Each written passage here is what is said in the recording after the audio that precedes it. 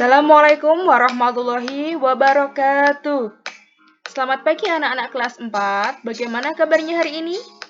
Semoga kita semua senantiasa dalam keadaan sehat walafiat. Pada kesempatan hari ini, kita akan belajar di tema 7 tentang indahnya keragaman di negeriku. Mengawali pembelajaran hari ini, mari kita berdoa terlebih dahulu. Bu Vina pimpin ya, silahkan anak-anak menirukan. Bismillahirrahmanirrahim. Raditu billahi robba wa bil islami dina wa bi Muhammadin nabiyya wa rasula. Rabbi zidni ilma warzuqni fahma. Amin ya rabbal alamin. Alhamdulillah, hari ini kita akan belajar tentang subtema 1 tentang keragaman suku bangsa dan agama di negeriku. Nah, anak-anak, pada pembelajaran 1 ini, kita akan mengulas tentang bangsa Indonesia yang terdiri atas banyak suku bangsa. Coba sebutkan, suku bangsa apa saja yang kalian ketahui? Ya, ada suku Jawa. Kemudian ada suku apa lagi? Betul, ada suku Dayak dan masih banyak lagi yang lainnya. Mari kita baca teks berikut ya. Kita baca bersama-sama. Suku bangsa di Indonesia. Sejak dahulu kala, bangsa Indonesia hidup dalam keragaman. Kalimat Bhinneka Tunggal Ika pada lambang negara Garuda Pancasila bukan cuma slogan. Penduduk Indonesia terdiri atas beragam suku bangsa, agama, bahasa, adat, dan budaya, tetapi semua dapat hidup rukun berdampingan. Berdasarkan hasil sensus Badan Pusat Statistik atau BPS tahun 2010, bangsa Indonesia terdiri atas 1.331 suku. Berdasarkan sensus itu pula, suku bangsa terbesar adalah suku Jawa yang meliputi 40,2% dari penduduk Indonesia. Suku Jawa ini merupakan gabungan dari suku-suku bangsa di Pulau Jawa, yaitu Jawa, Osing, Tengger, Samin, Bawean, Naga, dan suku-suku lainnya. Suku yang paling sedikit jumlahnya adalah suku Nias, dengan jumlah 1.041.925 jiwa atau hanya 0,44% dari jumlah penduduk Indonesia. Namun, suku-suku Papua yang terdiri atas 466 suku, jumlahnya hanya 2.693.630 jiwa atau 1,14%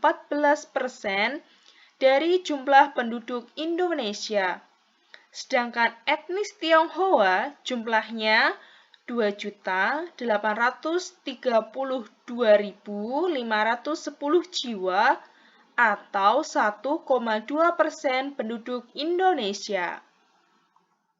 Nah, silahkan mencoba anak-anak dari bacaan yang kita baca bersama-sama tadi, apakah ada kata-kata yang sulit? Jika ada, silahkan anak-anak membuat tabel seperti yang Bu Vina contohkan di sini.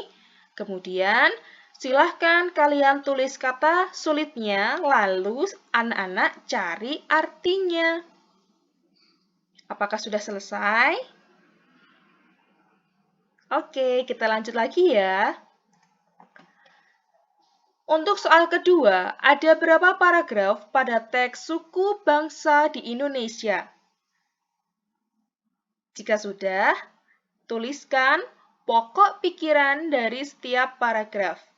Jadi, silahkan anak-anak mencari pokok pikiran paragraf pertama dan pokok pikiran paragraf kedua. Untuk menentukan pokok pikiran pada paragraf, kita dapat melakukan hal-hal sebagai berikut.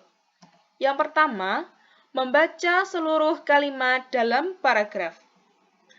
Yang kedua, menandai kalimat awal, kalimat akhir, atau kalimat awal dan kalimat akhir paragraf. Kemudian, menandai pikiran pokok yang terdapat di awal akhir atau awal akhir pada paragraf. Bisa ya? Jika anak-anak sudah menemukan pokok pikiran tiap paragraf, silahkan anak-anak tuliskan. Dari kegiatan sebelumnya, anak-anak mengetahui bahwa Indonesia terdapat ribuan suku bangsa. Setiap suku bangsa kemungkinan memiliki kebiasaan dan cara hidup berbeda. Salah satu contoh perbedaan cara hidup adalah transportasi. Pada zaman dahulu, alat transportasi menggunakan tenaga hewan, seperti gambar-gambar berikut ini. Disimak ya. Yang pertama, ada gambar bendi. Kalau anak-anak amati, apakah ada bendi di daerah kalian? Bendi ditarik dengan menggunakan hewan kuda. Kemudian ada pedati sapi. Dari namanya saja sudah terlihat hewan yang digunakan adalah hewan sapi. Kemudian ada pedati kerbau. Dari namanya saja juga sudah bisa kita bayangkan, oh, pasti menggunakan hewan kerbau. Nah, anak-anak, apa yang terjadi saat kuda menarik bendi? Apakah bendinya akan tertarik? Kemudian, apa yang terjadi saat kerbau atau kuda menarik pedati? Apa yang terjadi dengan pedatinya? Apakah pedati akan tertarik oleh kerbau atau kuda tadi? Silakan anak-anak pahami ya. Jika sudah, coba lakukan hal-hal berikut ini di rumah kalian masing-masing. Yang pertama, dorong meja belajarmu pelan-pelan hingga bergeser sedikit, lalu tarik ke posisi semula. Jika di sekitarmu tidak ada meja belajar, kalian boleh menggunakan meja yang lain ataupun kursi. Silahkan anak-anak geser sedikit, lalu tarik kembali ke posisi semula. Apakah sudah? Baiklah, kita lanjutkan ke percobaan yang kedua. Percobaan yang kedua, silahkan anak-anak mengangkat tas sekolahmu. Setelah kalian angkat, silahkan kalian letakkan lagi ke posisi semula. Apa yang terjadi dengan tasmu? Sudah? Oke, terima kasih. Kita lanjutkan ke percobaan yang berikutnya.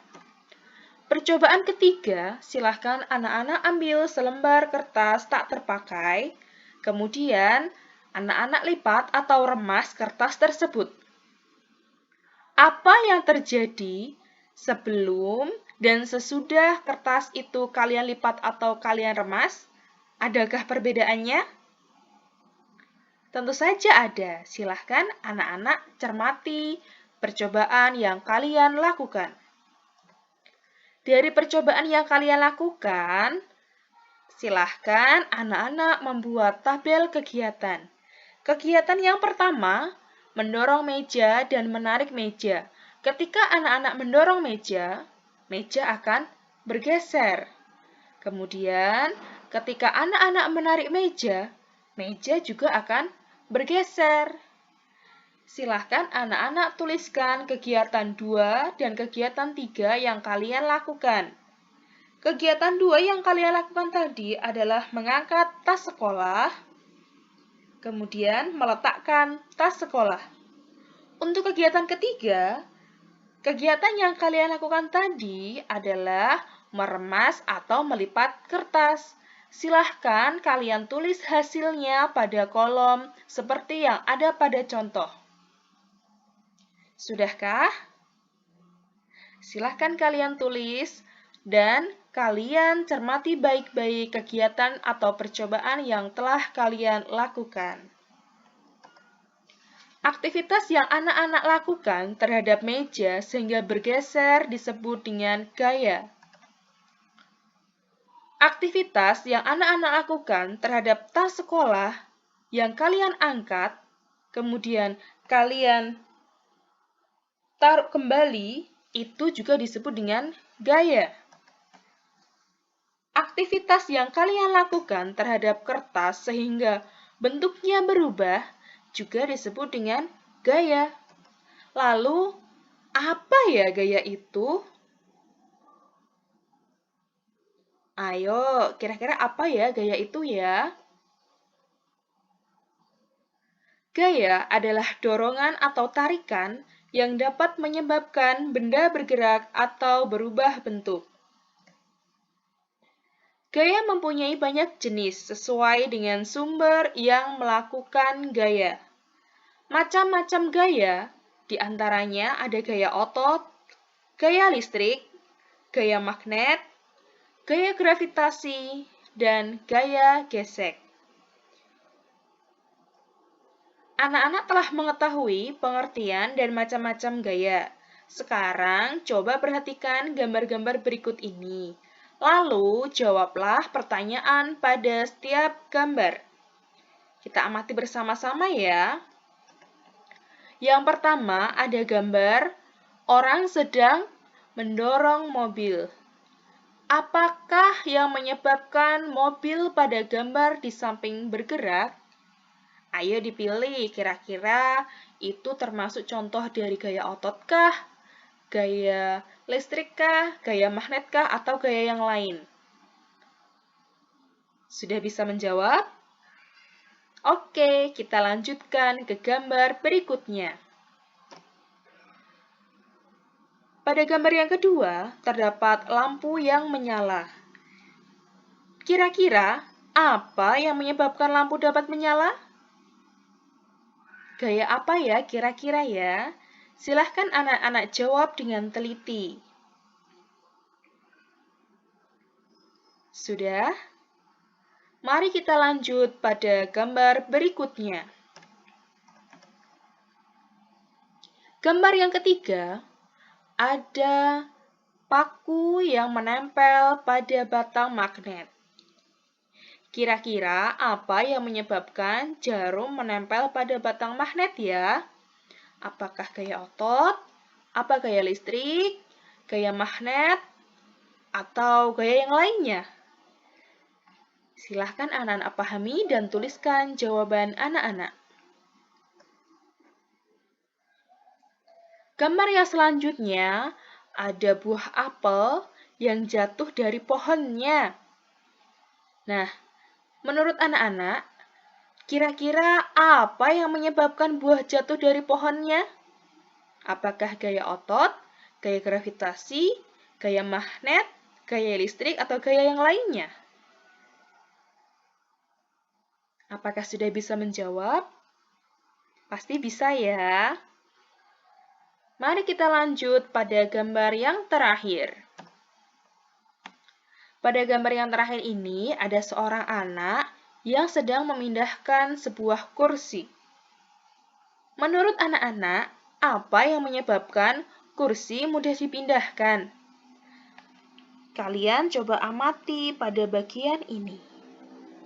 Kira-kira gaya apa ya yang menyebabkan kursi ini bisa bergerak atau berpindah tempat? Apakah gaya gesek, gaya gravitasi, gaya magnet, gaya otot, atau gaya listrik? Bu Vina yakin anak-anak pasti bisa menjawab beberapa gambar ini dengan mudah. Anak-anak, ingatkah kalian apa saja yang kita pelajari hari ini? Coba anak-anak tuliskan di buku tugas kalian sebagai rangkuman materi pembelajaran hari ini. Silahkan anak-anak tuliskan tentang suku yang ada di Indonesia, kemudian pengertian gaya, lalu macam-macam gaya beserta contohnya. Cukup sekian untuk pembelajaran hari ini. Semoga kalian dapat memahami apa yang Ibu sampaikan dengan baik.